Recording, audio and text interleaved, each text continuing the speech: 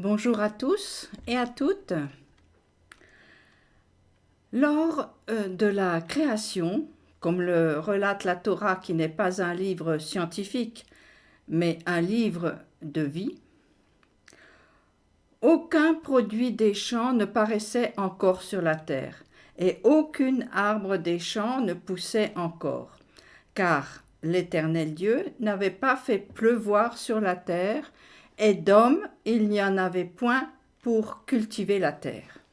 Mais une exhalaison s'élevait de la terre et humectait toute la surface du sol.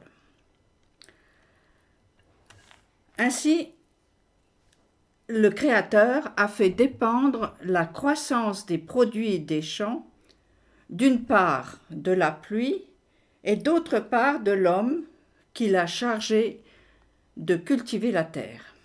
Si je comprends bien, la pluie n'est pas utile s'il n'y a pas d'homme pour s'occuper de la croissance de ce que la terre garde en potentiel. J'ai du mal d'imaginer la situation. Depuis la création, toute croissance est bloquée comme un véhicule en parfait état de marche, mais personne pour tourner la clé de contact ou bien la manivelle à certaines époques, manœuvrer les freins, positionner le levier ou aujourd'hui la manette du sens de marche et appuyer sur l'accélérateur. Inutile d'envoyer de la pluie s'il n'y a pas d'homme pour cultiver la terre. Non pas qu'il n'y avait pas d'eau, puisqu'une vapeur sortait de la terre, mais cela ne suffisait pas pour faire croître. Je pense qu'elle n'avait pas suffisamment d'énergie pour s'élever et former des nuages. À peine sortie de terre, elle retombait parce qu'il lui manquait les mots qui avaient été donnés aux êtres vivants par la bénédiction. Il les bénit en disant « croissez et multipliez ». Elle n'avait pas la force du mouvement vers le haut, la force qu'a l'oiseau qui prend son envol ou une sorte de coup de rein chez les sportifs. La croissance des plantes dépend de la pluie, tout comme la croissance de l'humain avec un grand H dépend de la parole divine. Croissez et multipliez. La pluie est la bénédiction qui permet aux produits de la terre de croître et pour cela, il est nécessaire qu'il y ait des hommes. Quelle responsabilité, mais aussi quel honneur. Pas étonnant que David s'interroge sur la présence de cet être indispensable que le Créateur chérit et s'attache à maintenir en vie malgré ses faiblesses.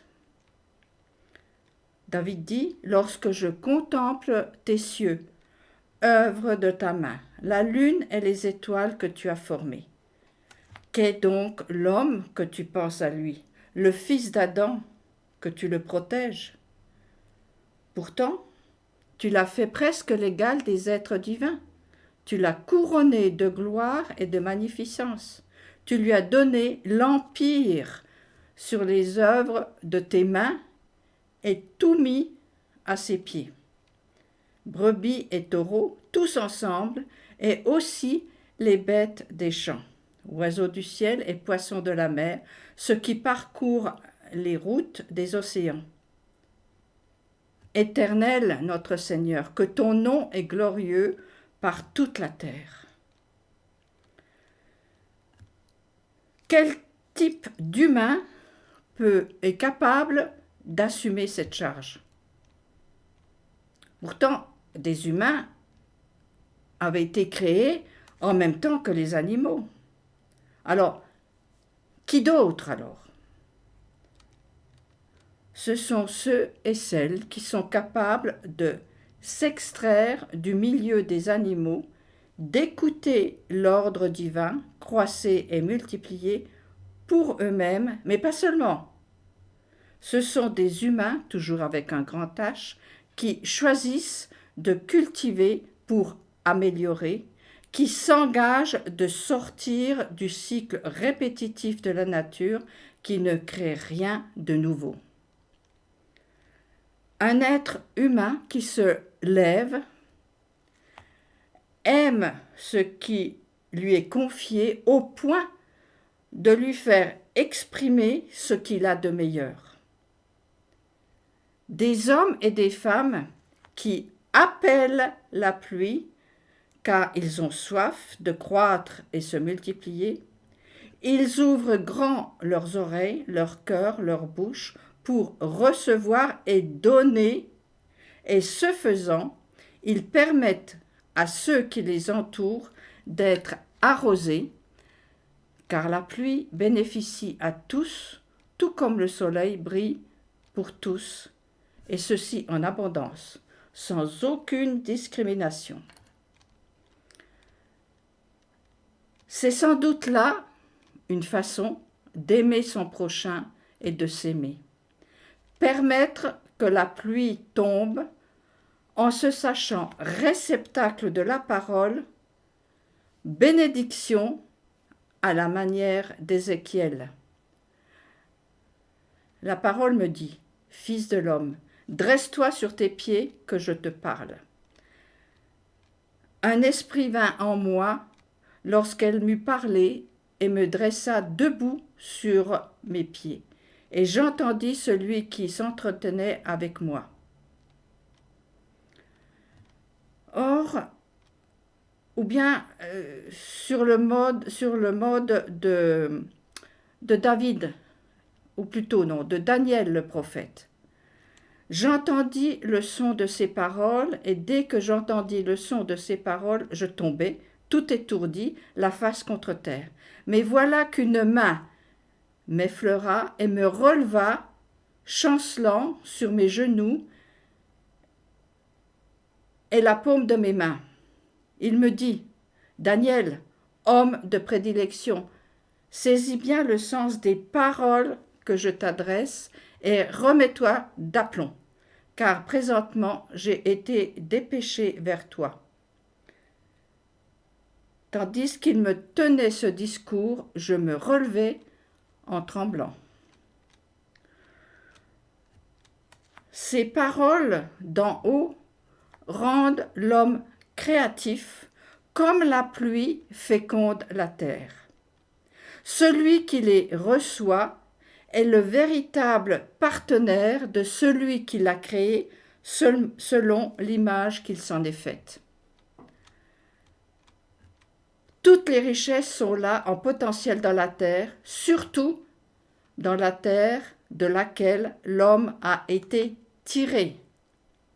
Certaines traductions disent « arraché », ce qui sous-entend par un mouvement d'élévation. Il a fallu une force extérieure, une volonté pour arracher. David l'a d'ailleurs rappelé à son fils Salomon. Tu as à ta disposition un nombre considérable d'ouvriers, des carriers, des maçons, des charpentiers, des gens experts à tous les travaux. De l'or, de l'argent, du cuivre, du fer. Il y en a à profusion. Va, mets-toi à l'ouvrage et que le Seigneur soit avec toi. En résumé, pour Salomon et pour nous, tout est là, mon fils, ma fille. À toi de mettre la main à la pâte, avec l'aide de Dieu. C'est dans ce même projet que Abraham a été appelé à s'impliquer lorsqu'il lui est dit « L'Éternel avait dit à Abraham, éloigne-toi de ton pays, de ton lieu natal et de la maison paternelle, et va au pays que je t'indiquerai. Je te ferai devenir une grande nation, je te bénirai, je rendrai ton nom glorieux et tu seras un type de bénédiction. » Il fallait qu'un homme se lève pour que la création monde se mette en marche à sa suite.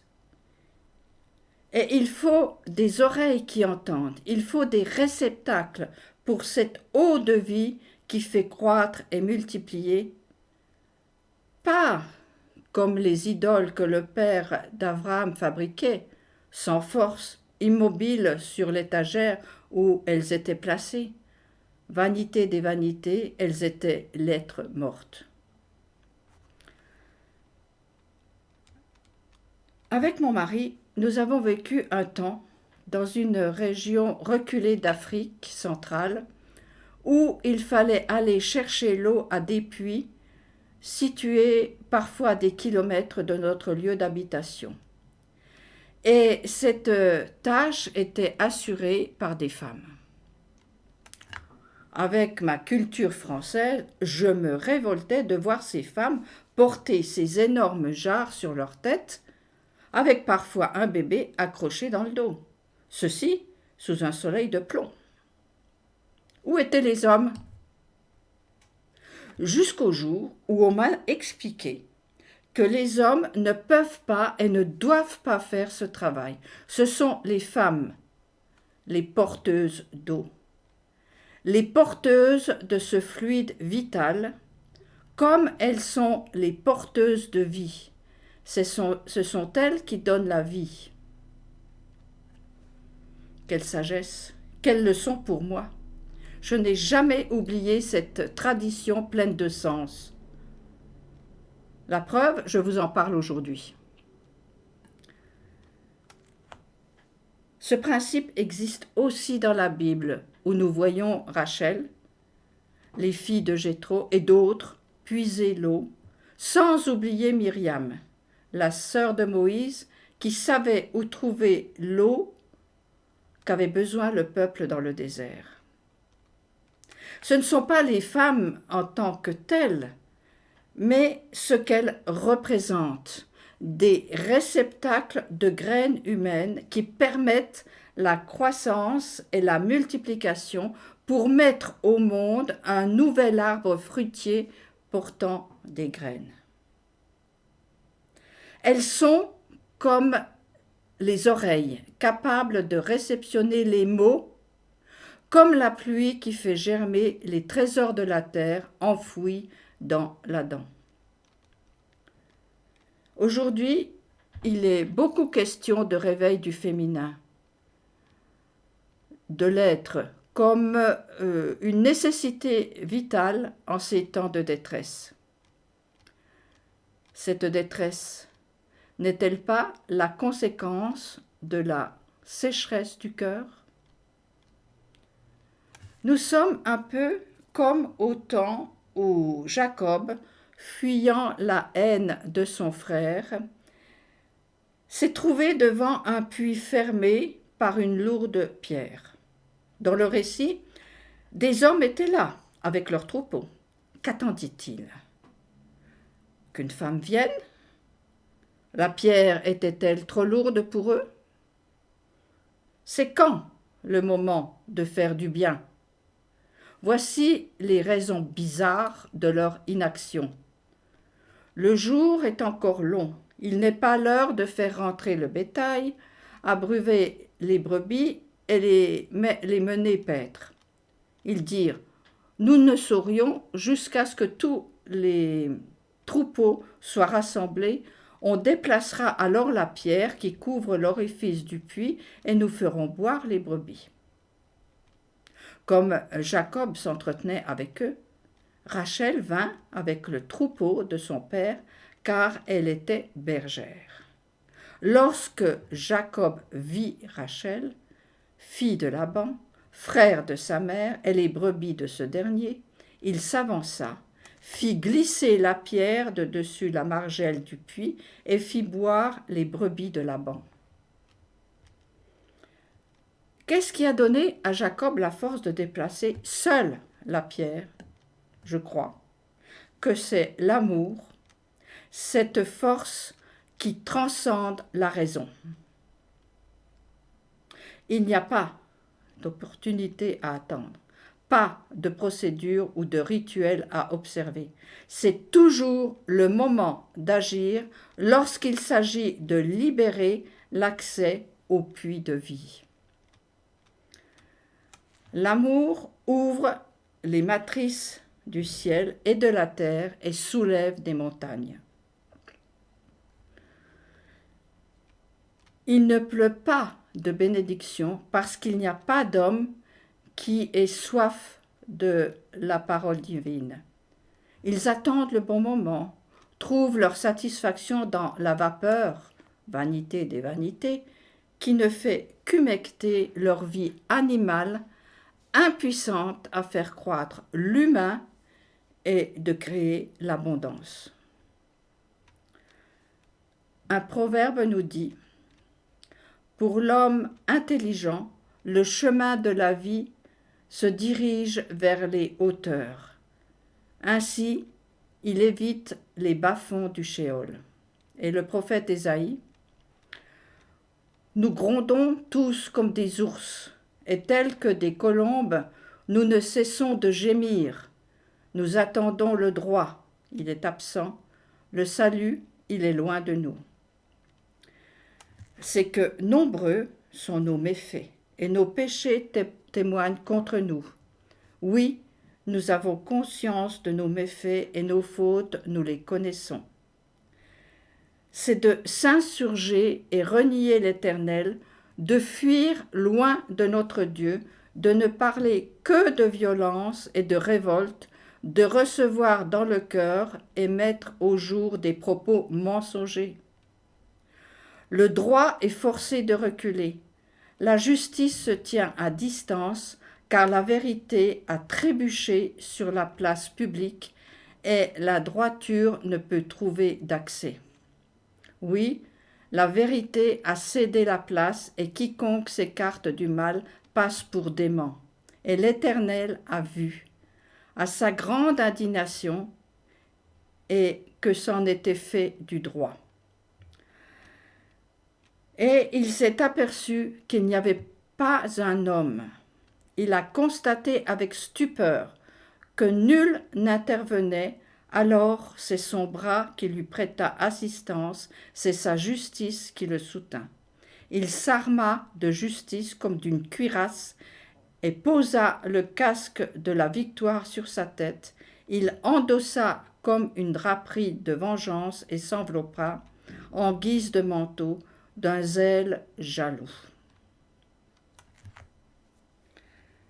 Finalement, l'humain, avec un grand H, libérateur, ne serait-il pas ces femmes revenant du puits, génies de l'équilibre avec leurs jarres pleines à ras-bord sur la tête en guise de couronne et leurs bébés accrochés à leur dos qui les poussent vers un avenir? Je vous laisse sur ces quelques mots, pensez-y et à bientôt.